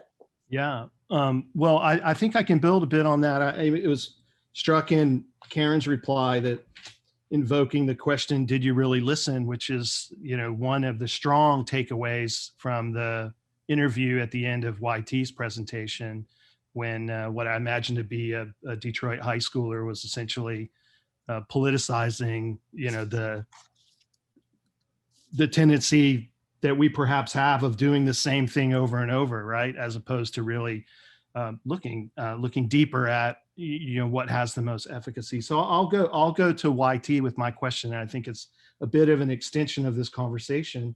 And YT, I mean, you presented in a sense a shift that Sylvia has used to frame her first question, which was really from like the fundamentals, like teaching through the ARC prep students how to communicate with drawing and how to operate formally, how to gain some acumen in terms of visualization and so on, towards more of a spatial and social justice curriculum. And I thought that was a provocative shift in that it basically asserts that maybe those are the new fundamentals, if not equally fundamental to some of the quote heavy lifting that we often do. So I'm curious to invite you, YT, to talk a little bit about what you see as the kind of returns on that shift in the curriculum. Perhaps it's too early, perhaps your involvement isn't systemic enough, but nonetheless, I think you presented yourself as someone, sort of on the ground with, that kind of shift in emphasis. And I'm wondering if you'd like to comment on that what you see as that focus shifts from, let's say, fundamentals, visualization, representation, the tools, to questions of spatial and social justice in the city. Sure. I mean, if you go to one of the interviews that we do with the students, one of the comments was, why they enjoyed the program. And it was that they tell us how to do the projects, but they don't tell us, how to do the project. So they get to, bring their own kind of personal interests and hobbies and try to use those as viable sources of inspiration for a quote unquote college architectural project. And I think it's super important to instill that confidence in the students, and that you have to constantly remind them that there is no right answer. And with the fundamentals and the basics of how to move an object in Rhino or how to make layers in Photoshop, those fundamentals allow the students to take extreme pride in the work that they produce. And I think it's super important because increasingly I think a lot of the students are losing access to certain spaces. And this is even before the pandemic. And they go from the school to the home and maybe to work. And that's about it, the variety of spaces that they're able to enjoy. And in the interview that the student made with the two architects, she lays out a good argument for it, that there's a lack of public transportation, certain infrastructures that allow access to certain places, how it's so far, the amount of summertime we get in Detroit is maybe 3 months. And the fact that we're trying to build a public park that's going to cost upwards of $40 million to them is, incomprehensible as a project. And I think, there's also things that deter us from certain spaces, like a sense of space, safety and security. I think people need to experience a variety of spaces to be able to imagine and materialize alternative futures in their own communities. I had a student who had a great project, but attributed the concept to the patio at Starbucks. And I'm not lamenting that fact, but it's just the reality of the variety of spaces that we don't have access to. And I think those are very important in kind of de-privileging, if that's a word, the discipline and design itself.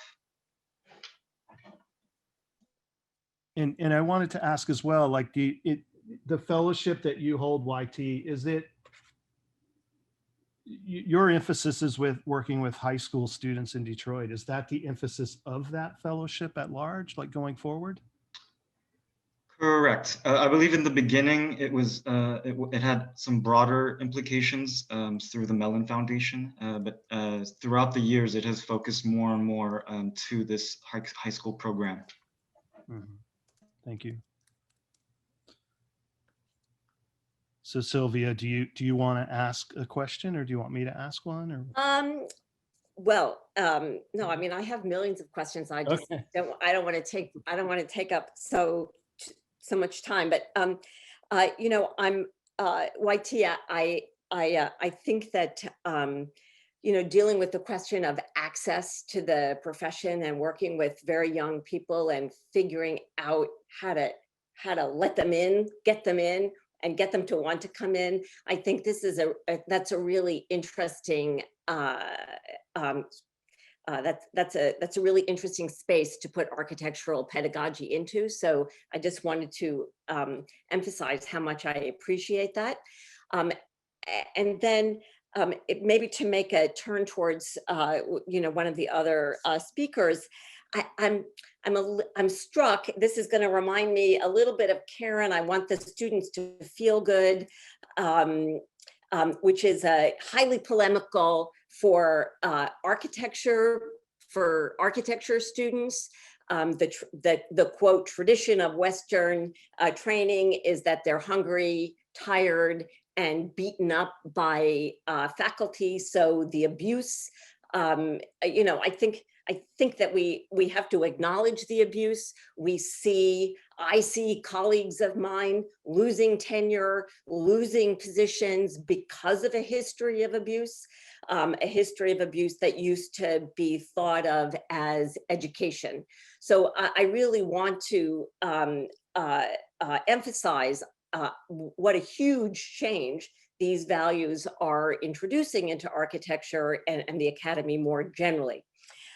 As a turn, though, YT, I'm not going to ask you this as a question because it's a little bit of a trick, so it's kind of not fair because I sort of know what you mean, but I also just, you know, whatever. You know, in the era of Trump, I hear somebody saying about their pedagogy that they want to teach their students that there is no right answer, to be problematic now. So historically, we say there is no right answer for the psychological, for psychological, technical parts of teaching. You don't want to shame somebody. You want to make them engaged. All the things that you said that you wanted them to feel and that you wanted to avoid. But in the post-truth world, saying that there is no right answer, I think that the creative milieu of something like architecture that allows that kind of thing to be said, that allows super ambiguous je ne sais quoi type terms to populate its critical discourse. I'm just going to say that increasingly, I think that's not going to fly. And in certain cases, there is a right answer. And it may be hard to identify, but you know, again, I would say, because I have the great pleasure of responding and not putting anything on the table, you know, if Karen a little bit displaces the problems of fundamentals, I think your technique a little bit displaces the problem of facts and how to identify them, and which is highly, let's say, highly political. You know, maybe from that point of view, Ryan and Piergianna both, there was more commonness between them than they were to you in some kinds of way, both dealing with historical forms of research and you know, working in rather a different way. So I mean, again, I have lots of questions and lots of interest in both works, so that I can hurry up and be quiet. I would just ask Ryan, I would comment on one thing and then just ask generally about another. It's interesting, your project of trying to reinvent and revivify nostalgia is interesting, and it's interesting in this moment of political regression. And it's interesting that you're working in the South, where nostalgia has a very particular historical and political role to play in whiteness in particular. So you talked about gentrification, but I wonder, I sort of have, you talked about this fundamental human longing, and again, I wonder whether in today's context, whether we want to be talking about fundamental human longing. It's all humans. It excludes other kinds of things. I'm a little worried about that kind of universality that comes in this vocabulary of something like nostalgia, because it's so imprecise and therefore projective. And I'm just curious whether you feel that imprecision and you manage it by a highly precise method of historical research, or whether you really believe that nostalgia is a fundamental human longing. Okay, there's a lot there to unpack, but I would say that for me, I'm also from the South, and I guess that, nostalgia is a problematic concept for all the reasons that you brought up, but I've always seen it as something that's a kind of fundamental human condition, and not because I was thinking back to the Confederacy or something like that. I'm sure there are people who don't experience it, but if you saw like the racial makeup of the preservation community in Atlanta, I don't think that you would think that it's like sort of a specifically white or maybe stereotypically Southern in that way kind of thing. And there certainly is a lot of conversation about, like what do we have really important community associations with, like what makes people feel ownership over their landscape. And that's not at all confined to, the kind of like monuments that speak only to, I guess, establishment forces. And I think this question of empathy, so I started my architectural career like when I was almost 30. I had a whole like life as a scientist before. So this idea of empathy and of sort of how do we connect with audiences who are not architects, which to me was always something that seemed like it goes without saying, seems so important. And I would say in the current culture of people kind of feeling less and less represented by their built environment, that it seemed really key, really important to me to think about how we can address that while also kind of making the things that we want to make as architects, I guess. So I lived in England for the period of time before I started in architecture. And I felt like people and I've been challenged on this, not everyone agrees, but people in England feel very invested in their environment.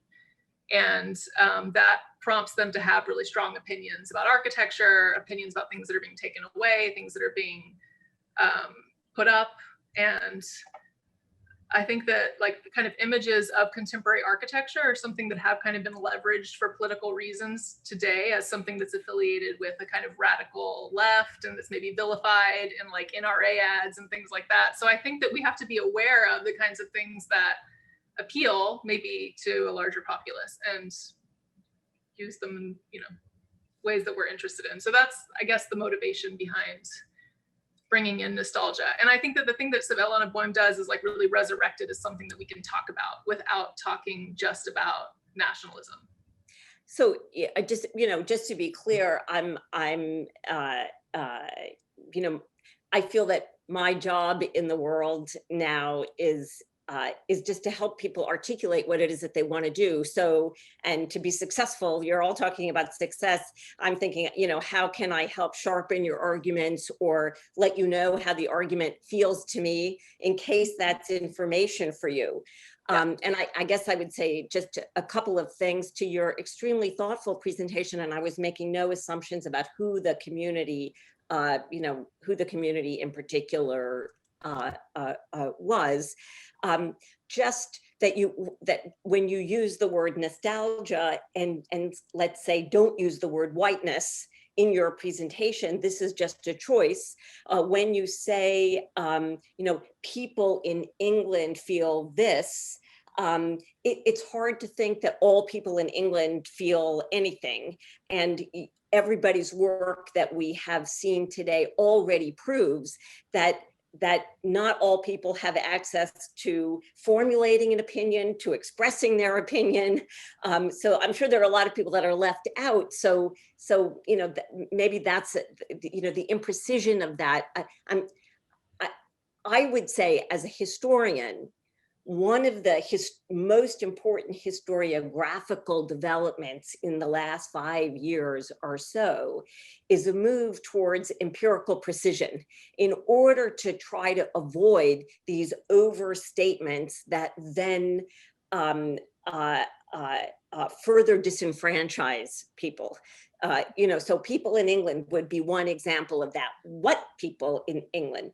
So and when I was saying, fundamental human longing, same kind of maybe overreaching statement. I'm sure it's true that there are certain people who have experienced a kind of rapid modernization or forms of modernization that are difficult. That might be a very helpful term. But the other thing that I wanted to say, just because you're so broadly capable and the preservation argument has become so widespread now as part of a critical practice, I was a little surprised to not hear you talk about the reuse of materials, which is absolutely not a Ruskin problem. Ruskin was not worried about the Anthropocene and climate change, et cetera, and was interested in preservation in these theoretical terms. There was a material logic of it, but it was not a logic of reuse. So you mentioned gentrification, but I just wonder whether you think it would be a friendly amendment to ask you in your next presentation to also talk about the role that preservation projects are now playing in trying to make architects feel responsible to climate change by emphasizing the reuse not only of architectural form, but of architectural material. Absolutely. I mean, I actually think that Ruskin does make a really strong material case, and not just kind of theoretically, that there's this idea that material that might be like spoliated from a past building, like the quote that I showed today, is actually that the age itself is a material property that gives it value. I guess also kind of inherent to your question, you can't, and David Mitchell, whom I mentioned before, we've gone back and forth about this, but I would say you can't do preservation, you can't think about preservation without making value judgments. So in terms of, what it is that somebody might be nostalgic for, or what it is they might want to preserve, what it is that they think is important to resurrect or just keep around, those are always going to be the sort of value judgments that have to be made. But yeah, I think that what Ruskin has to say about material and about like what might make us want to keep it around, and specifically with empathy, like as a concept that somehow the workmanship of the craftsman is embedded into the material, and then that's something that we can then benefit from in future eras, is it's both poetic, but I think it speaks very much to this idea about sustainability through reuse as well. And he has a whole section, we actually just talked about it in class today, so it's very fresh, but a section where he talks about us being the kind of like stewards of what our future generations will have around, and really thinking about building not for us, but for the next generation. So I think it's actually quite timely. Yeah, I'm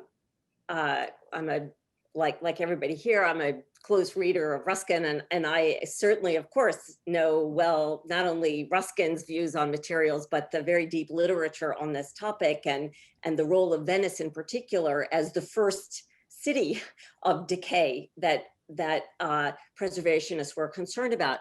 So that's why I understand Ruskin to be a helpful ally. Mm-hmm. But Ruskin was not thinking about reuse of materials in the same way that we would think about it today. He was not thinking about entropy. He was not thinking about those kinds of things. So I just feel that when you talk about critical or reflective nostalgia, this also means acknowledging your distance from historical precedents and materials. So, I don't think, Ruskin was a bit of a crackpot, so I'm not really sure what he went to bed worrying about, but I don't think that he went to bed worried about climate change in quite the way that we should. So that's anyway, sorry to bring up Ruskin's dreams, but you know, He there was a you go. crackpot. Total crackpot. What's so fun about him? Okay, Pierre Gianna. Yes.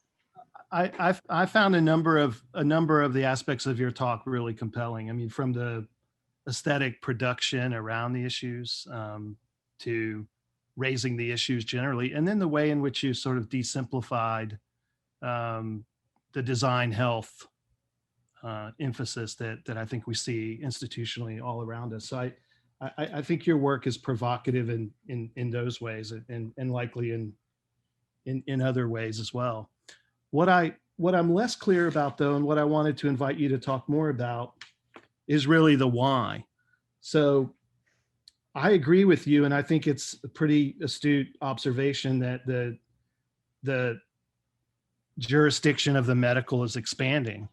And I like your invocation of the medicalized architecture, which does a couple of things for me. One, it draws architecture into a very tight relationship with the body. And then it also speaks to, you know, an issue within the discipline and the kind of disciplinizing of architecture and treating it as something, the discipline looking at itself in a way that's, you know, that's maybe medical at its heart, diagnostic for sure. And I also feel like, yeah, so my question is pretty straightforward, but I could imagine you would take it in a couple different directions. So I'm also interested in which direction you go with it. It's like, what's leading to the expansion of the medical jurisdiction in your sense? Is it a disciplinary question for you, or would you say that it's more of a cultural reading, and an attempt to kind of square architecture up to a cultural situation? Well, that's a great question. I would say that it's both. It is driven, it has driven the discipline to a certain extent. But most of the time, what it's interesting to me, observing and reading literature of architects that have dealt with this issue for the longest time, is that sometimes it just happens subconsciously. So how culture then immerses itself into the production of cultural production. So I think it's both ways. You asked me why, and I wonder if the why is it because why is it a concern, or why is this the driver of new, let's say, scholarship? I would say that the why for me has to do with the fact that I question the act of justifying things through the lens of other things. And therefore, if we use medicine as the legitimizer and as the justifier, right, we need to recognize that medicine tends to accommodate or categorize the world through normalizing methodologies, right? Let's say health or whatever that means, right? It's defined by a parameter of normalcy, right? And that normalcy has also changed, right? Therefore, I question that by continuing this, we will tend to normalize everything and to avoid difference. And so I question, like, in what ways then can we create non-normalizing ways of producing and relating to a concept of health in which normalizing methods are not used or being used. And then, of course, and I have to say, and sometimes I give this disclosure to my students, like, it's not like I'm an anti-vaxxer, for example, and it's not, totally against health. It is just more about being critical of the vocabulary that we use and being critical about the ways in which those knowledges or the types or forms of knowledge that we incorporate into our discipline, where are they really coming from? How do they generate? What is the consensus in that discipline to put that knowledge forward? And therefore, in what ways can we convene and make a consensus on those words and those forms of knowledge that then we appropriate?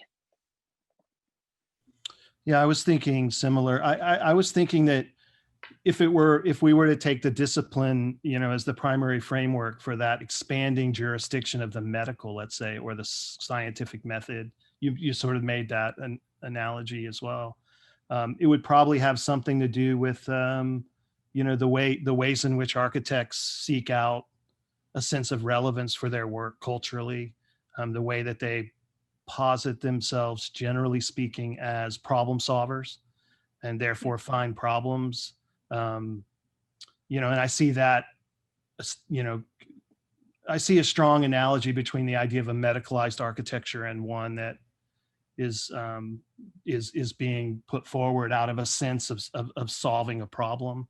And I know that that's a very well-established, well-rooted conception of the work of the architect as a problem solver. But I think that's definitely a strong disciplinary framework that I think your work has the potential to be critical of, and so forth. And it also raises the issue for me of like a medicalized public. So what happens when we conceive of ourselves as medicalized bodies, or what happens when we become overtly medicalized as bodies? But imagine extending that out to the conception of the public. And there was, in post 9/11 discourse, in a book called Electronic Monuments, Gregory Ulmer provocatively asserted sort of the end of the notion of public in favor of something he termed glibly and I think provocatively group subjectivity, right? That the idea of the civic and the collective, perhaps, kind of yielded and gave way to something far less collective and far less civic, and is just a kind of shared subjectivity, which he aligns with ideas of post-traumatic stress disorder, which again is very provocative rendering of the public. And I don't know, like when you begin speaking about the medicalized condition and the medicalized body, medicalized architecture, I want to go towards the theme here, medicalized public. And is that, in a certain sense, what we're collectively operating on? This might be a question for Katie and Kyle. After all, they curated these 4 talks into this category of publics. But it definitely, I think, Pierre Gianna, your work definitely brings me to questions like that, and the preponderance of conceiving of something, let's say, as ill or as sick, or in need of restoration, or in need of recuperation. Yeah, I would say that I cite during my presentation the work of Peter Conrad, and he points to the same thing, saying that it's not just the medical profession or medical knowledge that can lead to medicalization. It is medicalization can also occur by the support of many manifold institutions, right? And one of them can also be, disparate associations of people that might deem themselves as necessitating a medical response, right? And that has happened, as you mentioned, with stress, post-traumatic stress disorder, that a coalition of people actually demanded it to become a syndrome or to be categorized in medical terms, right? So it is not just medicine. So not to say that it is only something that plays at one level and then we don't participate in that process. I think we're constantly participating in the process, right? I think like what is interesting as well is to observe this in the American context. I think like one of the privileges of my fellowship work, and to be honest, this is my second fellowship as well. It's to the fact that I have not been trained in the US, but now I have to practice and teach in this context. So understanding how the medical industry in the US sees the publics as consumers of health goods, right? So it is more apparent here than ever before for me to see how, let's say, that relationship works, and also how, as consumers, then the public also demands, medical responses, right? I think one of the interesting things for the past few months has been to observe under the magnifying lens of the pandemic, also like all of the responses that we've seen from the architectural world, right? In which we are constantly thinking and trying to accommodate, social distancing methods or requirements for proper ventilation. But I guess what is more impervious, or that we don't tend to see or hear more often, is just to understand how the issues that we're experiencing are more systemic, that they don't necessarily demand a medical response, right? It is more about, again, what is it exactly that we're looking at? Who are those that are vulnerable, and in what ways we can help them, but not by categorizing them as being sick or less in a lesser state of health, let's say. If I could just jump in here with again what I would like to consider a friendly amendment to your very very careful, very beautifully historically grounded method of approaching this issue. Of course, the pandemic has brought into relief. If I had asked you, how do you measure success? Well, the pandemic is your success, right? In other words, it proves the medicalization of everything, so that seems useful for you, but I feel that I wish from you, a young person with given your multiple school education, geographies, you have a very much more widespread CV in terms of the academic institutions you've been at. And I assume that, I don't know, you had to have a checkup in one place or another. So I assume that you also had an experience with geographically distant kinds of medical experience, et cetera. I feel a little bit that I want more radicality in the way you define the medical than I think that you've presented, because I think that while you push architecture out, you push it into the Foucauldian paradigm of medical pathology, which is by now come to constitute a kind of tradition, if you will.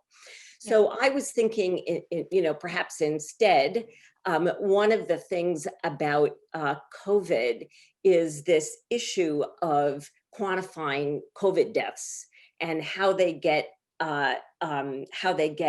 what the metadata in the charts of all these folks who are dying, and the lack of knowledge. This pandemic hit because the doctors didn't know, because there was confusion, because they didn't, the nature of the medical profession that has been on view in the last year amplifies a fundamental change in medical practice that I think would have been extremely alien to somebody like Foucault. Now, because of insurance issues and so forth, if you go to the doctor, they are legally prescribed from giving you specific suggestions about what to do, which is to say that we see a collapse in expertise as practiced. And so when you say, don't worry, I'm not an anti-vaxxer, I would say that that's the same kind of displacement of the true problem that we heard when Karen said, well, somebody else is going to do the straight stuff and I get to do the, I don't know what's not straight. So, there are many different kinds of anti-vaxxers, some of them, and I would just like to speak for a moment about the folks. There are, let's say, at least two different kinds of anti-vaxxers. One are the people of privilege who assume that they don't need the risk of vaccine because everybody else is going to do that for them.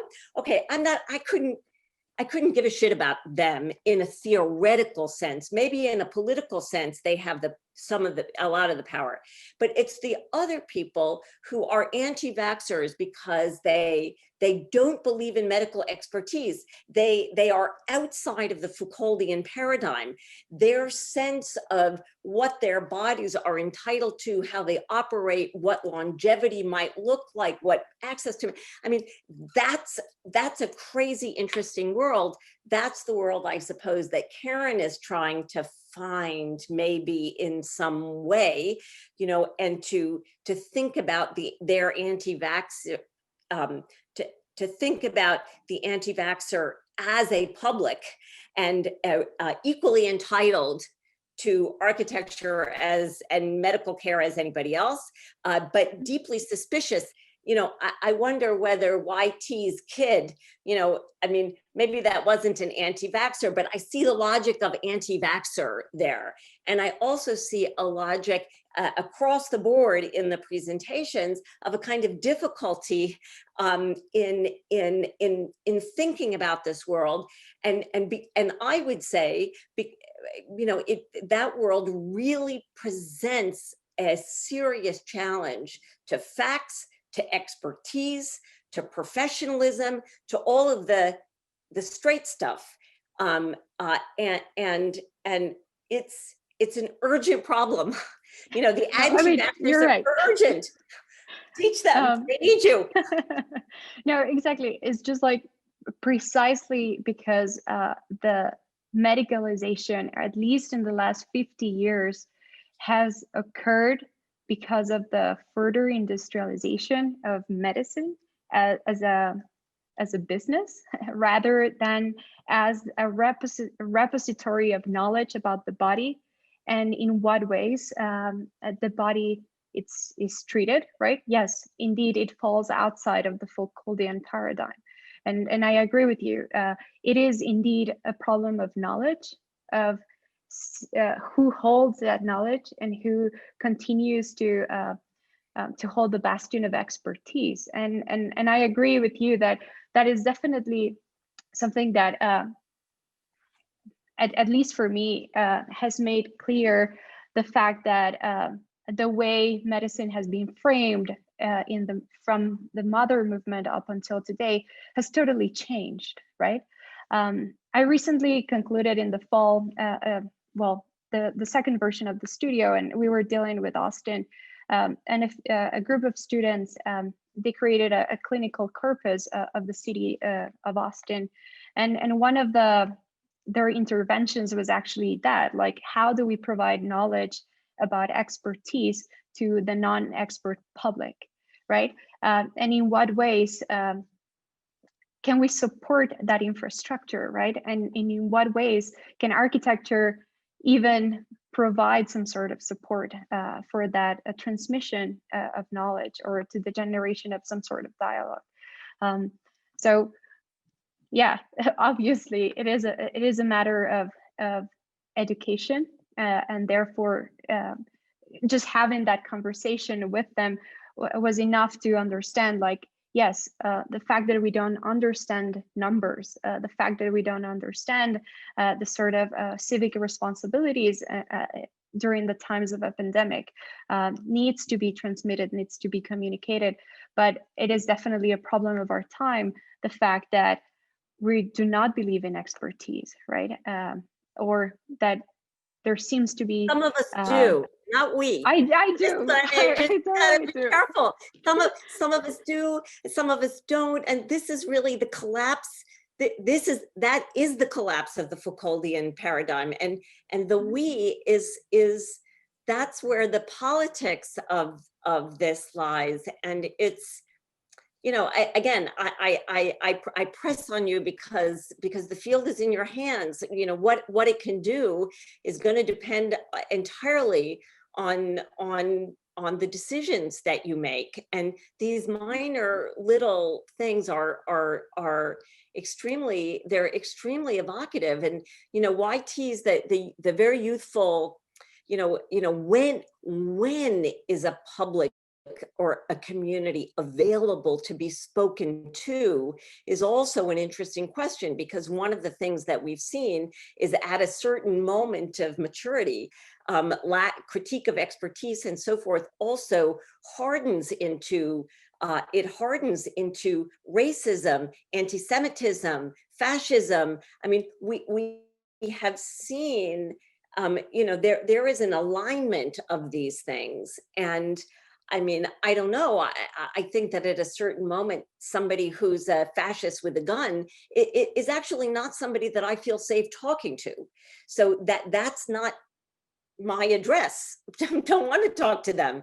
But presumably at some moment there would, I don't know. I think these are really the issues, and whether the university is the best place to be dealing with them, I think that is an enormously interesting question, because we do wonder whether by the time students have gone through the process of applying and getting to college and so forth, whether that process itself, the access process, shuts people down and firms up their potential before they get there. I don't know.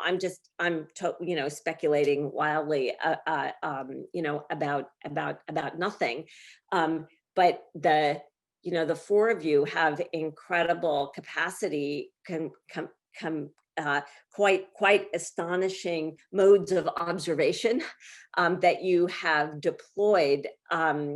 And I really hope and encourage you to think about some of these other issues, so that, selfishly, so that I can sleep better at night. This conversation is so phenomenal, and I want to very briefly, I know we're out of time, respond to Sylvia's very important follow-up question to, my terminology could have been more precise. And I think, for me, I'm leaving this conversation thinking that maybe the most important question coming out of it is, what are the fundamentals what does that mean? Whose fundamentals, what should be taught? And I should say, I want to clarify, because I want to represent the fellowship properly. You'll hear from some of my brilliant colleagues later in the series, Zana Matson, Priyanka Bista, and Mena Aga. Some of them were assigned to first year classes. So they had to take on that question very, they really had to take on the question of what are the fundamentals that need to be taught. I got to have a little bit more fun and maybe less responsibility, but that was just my thing. So I think, I would argue that that empathy, that critical thinking around the fact that all of our architecture communicates cultural values, that listening in a real way, I would argue that those are fundamentals that can and must be taught in architecture. Okay, well, thanks to everyone for the presentations. Sylvia, nice working with you. Ditto. Katie and Kyle, we'll push it to you at this point. Thank you both for organizing this this platform. It's proven to be super interesting. So, back to you. Well, thank you all so much, our brilliant fellows and moderators. I think we had a really rich conversation today. We'll just take a minute to promote next week's event, again, next Tuesday night. The topic is infrastructures and ecologies. And we hope you can all join us next week. There'll be presentations by fellows Priyanka Bista, Jose Ibarra, Zaname Matson, and Galen Pardee, and discussion moderated by Niraj Bhatia and Felipe Correa. So we hope that this continuing discussion, sort of pulling out some of the qualities or benefits or shortcomings of fellowships, can continue to be explored and discussed through the presentations and the work and the discussions. So thanks everybody for joining us this week. Thanks to the fellows again, and Jason and Sylvia for moderating, and we hope to see everyone next week.